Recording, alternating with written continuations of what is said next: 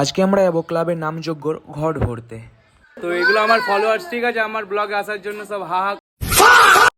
এখানে কাকাও বলছিল আমার ব্লগে আসবে, আর এখানে অভয় বেরিয়ে এলো। এই মেয়েটা খুব জ্বালাতন করছিল আমাকে আমার ব্লগে আসার জন্য, দেখতে পাচ্ছে। এখন যাচ্ছি আমরা আমাদের বড় ক্লাবে, যেখানে একসঙ্গে সবাই বেরাবো।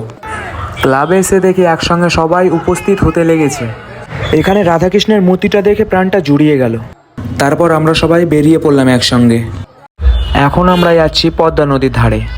এখানে এত মানুষ এসেছে যে গোনা সম্ভব নয়। আর এখানে আমাদের ঘট ভরার জন্য পুজো শুরু হয়ে গিয়েছে। ফাইনালি আমাদের ঘট ভরা কমপ্লিট। এখন আমরা যাচ্ছি বড় ক্লাবে। আর এখানে আমাদের গ্রামের সমস্ত ছেলেপেলেগুলো নাচানাচি করছিল, দেখতে খুব ভালোই লাগছিল। ক্লাবে আসতে না আসতেই দেখছি এখানে সমস্ত বন্ধুগুলো নাচতে শুরু করে দিয়েছে।